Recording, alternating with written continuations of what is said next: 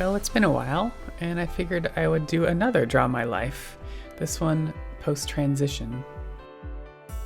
And it covers the last decade, 2011 through 2021. So you might remember my Draw My Life, and in 2011 I had vaginoplasty. Do a little flashback here to my sex change surgery drawing, difference of underwear.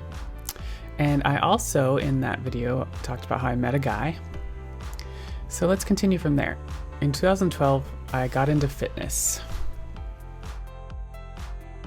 So I would work out at the gym. I got into weightlifting. I did some Zumba, I did some yoga, but I really ended up really liking weightlifting and learning to eat clean, eating a lot of veggies and protein and not a lot of carbs.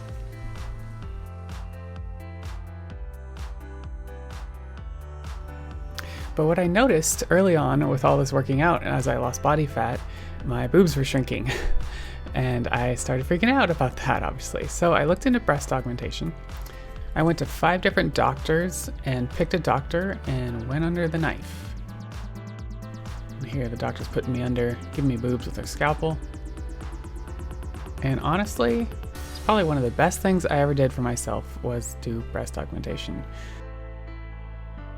Boobies! I was so happy about that. Okay, another flashback, because in 2012 I did modeling, and I talked about this a little bit in my original Draw My Life. So if we flash past that, I can talk about some other events that happened while modeling. Some good, some not so good. In this case, I was walking home one night from a modeling event, and a guy in a truck pulls up and he starts yelling at me, "What are you doing?" And he says, like, "You a boy." And gosh darn it, I was like really scared. But I made it to my car and I got out of there. And to add to that, later that week, I heard from the designer that I had been trying to get that modeling gig for that night. And he told me that I had strong features. It was the first time I ever heard that used to describe me. And he was talking about my masculine facial features being stronger than he wanted. You'll probably remember my adopted mom, who's trans, early on in my transition. Unfortunately, in 2013, she did die in her sleep, so it was natural causes as far as we know. And in that time, since then, I've tried to replace her with other moms, friends' moms and things like that, and none of it's really worked out. None of it's been the same. So with modeling, I actually got into a new hobby, cosplay. So how this started was, I first saw the movie Avengers, and I was amazed by Black Widow and the tight suit and all that, the costume and all that stuff, and I really wanted to be Black Widow. So I made a new friend, and she made me my costume, and she went as Rogue, and I went as Black Widow to Comic-Con, and I never looked back. I learned how to make costumes, and continued on with making and going to Comic-Cons. And in that time, I would still kind of face people asking, are you a boy or a girl? And I'd be like, a girl. Whether it be my voice or, whatever is causing the problem. Being tall in heels, all that kind of stuff. Just want to portray that even though I've been post-transition, it's still been a continuing problem here and there, just trying to live my life as a woman. So honestly, along those lines, I would find things that I want to fix about myself still. And one of those things that seemed easy to do is called hair transplants, F-U-T, FUT. And so what they do is go in there and take hair from your back of your head and then stitch it up so you don't really see any difference there. And then they put that hair into your front hairline. And so my square hairline became a round hairline, and I could then feel more comfortable pulling my hair back and in a ponytail and that kind of thing. It's a more feminine hairline because testosterone causes this angular square hairline thing to happen. So also in my other adventures of just making friends and hanging out, I used to go to karaoke with friends, and I'd sit there, for a while I'd just sit there and drink my drink and enjoy the time with friends. But I was afraid to get up and sing. I was afraid to have my voice be too low. But finally, at some point, I just decided to go for it, and I started singing karaoke, and I've really enjoyed doing that over the years since then. And as the years have progressed, I've gotten to a point where I don't care as much if my voice is going to be on the lower side or not, and so I'll sing certain songs that I wouldn't sing normally before as well. In 2015, I got married again. Second marriage, and with the same guy I'd been with for several years. We had a huge wedding. I got to wear the white dress this time instead of the white tux like last time. Some friends, lots of friends, some family all came. Obviously my parents did not, but all in all, it was a great day. You know, we lived together, we've been together. He encouraged me to do so many things and really grow as a woman and live my life. You know, being trans was never an issue between us. We would have like, couples issues that you have just by living together and things like that, and difference of opinions, but we never once argued about me being trans, and that was lovely. I mean, I could live my life as a woman, as a wife now, and not have to worry about that. In 2016, I decided to finally have facial feminization surgery.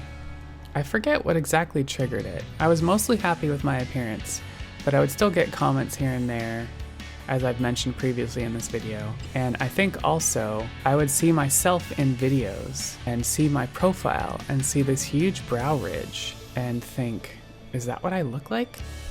So I did a lot of research and I picked a doctor in San Francisco. So we flew in to see him. His name is Dr. Deschambrali, and he's awesome. He looks like he's really tall, and he looks kind of like Superman or Clark Kent, really. And so yeah, I was like, hey, I got this brow ridge thing, and he's like, yep, we can fix that. Do it all the time, and we'll give you a cute nose too.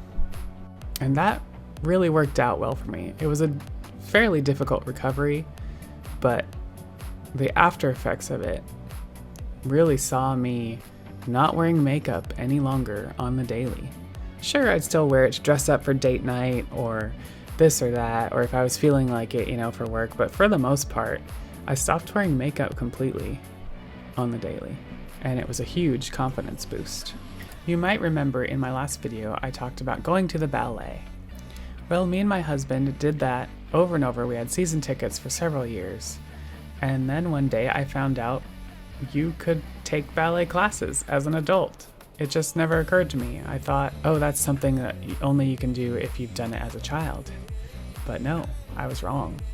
And soon after joining classes, about 6 months later, my teacher said, would you like to try pointe shoes? And I said, would I ever? And so I actually started practicing with pointe shoes at the bar as well, and really enjoyed where ballet class and dance was taking me. After FFS, I started to notice a very white scar in my hairline, and it was very noticeable, and it bothered me a lot. Such that I decided to revisit hair transplants again to help cover up the scar and continue to fill in the corners. So we went in and did the same thing again, and that has helped a lot. Interestingly enough, I took time off between jobs to do this hair transplant. And when I started my new job, I had to wear a beanie at work. Good thing it was winter. My husband and I were fighting more. We had all kinds of issues, but most of them involved me living in his house. Mind you, this had been going on for 6 years, but they had been escalating. And so I came up with the idea of, what if I moved out? And not to break the relationship or anything, but what if I moved out into an apartment? I could decorate myself, and it would still be close by. We could still hang out together. We could still sleep over at each other's places, but I would no longer be chained to like his way of life.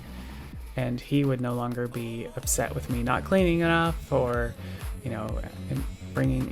ordering too many things online, or, whatever the thing, having too much stuff. And so I thought it was an ingenious idea, and I thought we could make it work. So I moved out, had some friends help me move out, moved into an apartment literally about 10 minutes away, and I loved it. I loved having my new apartment. Unfortunately, my husband was not as happy, and he couldn't get over the idea of my wife moved out on me, and he was living out in the woods alone in his house, and it just wasn't the same, and it wasn't what he signed up for. And so we decided to separate, and he decided to remodel his house, and really loved and enjoyed that. And in the meantime, for the first time in my life, I was free to date around. even try one-night stands, actually enjoy my body, enjoy sex, and feel good about it, and not have this religious guilt or be in a long-term relationship. But wait, it gets interesting, because while we were separated, we still decided to go on a vacation we had previously planned to Kauai. And during that vacation, we relaxed a lot. It was kind of bittersweet because we both knew something was ending here. But I also learned to surf, and he tried it as well. And he also got more and more attached to the idea of maybe moving to Hawaii. And another trip that we took together after separating was to go have a follow-up rhinoplasty. My FFS had worked out great, but my nose was still not quite as cute as I had wanted it, and the doctor was willing to try that part again. It was as a fairly minor operation, just to take a little more cartilage out to give it a little more cuteness, and he was not charging me his fees, so I was like, why not? And my husband had agreed to come with me before we had separated, because we'd been planning that for months, and he decided to still come with me, and we spent a good week in San Francisco while I had this thing stuck on my face, waiting for the nose to be ready before we went home. All right, so where were we? Oh yes, he was remodeling, I was dating, and he put the house up for sale, and we did divorce finally. And I went on several dates, and I actually started dating, not just sleeping around, and I met an awesome guy. Imagine that. And so began a new relationship in 2019. What's interesting is one of our first conversations was about being transgender, and he didn't seem to understand what the problem was. He said something like, what's the problem with the transgender thing? Is it like an STD or something? And what's interesting is, if I had been asked something like that, like so ignorantly, early on in my transition, I probably would have blocked him instantly. But I looked at what he was asking, and I understood that he really didn't seem to understand. And I explained it, and he said, well, I still don't understand why people would have a problem with it, because you're just a girl. And that, of course, won me over pretty well. I don't remember if I mentioned it before, but my ex-husband had been 22 years older than me, and now I was dating someone 6 years younger than me. So we got to go do a lot more active things. He had never played tennis, so I took him out to tennis. He'd never been in a canoe, so we went out in a canoe, and we kind of capsized the canoe, and that was my first time doing that. And while we've been together, I've also tried out for a cheer team and been accepted and been involved in cheerleading. Again, another adult first that I never thought would happen, never thought was possible as an adult.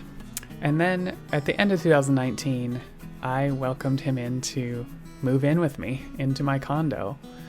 And after all that I've been through with my ex-husband, I was definitely worried about living together, since that was the catalyst for all of our issues in my previous relationship. But we gave it a try, and he moved in, and thank God he did, because then 2020 happened with COVID. And honestly, I'm not sure I would have survived as well during the pandemic if I had not been living with someone, especially someone special, because I didn't get to go out and do all the things that I usually would love to do. I had to stay home. And part of staying home meant coming up with new hobbies, because cosplay was no longer a thing, and all my other outdoor activities weren't either.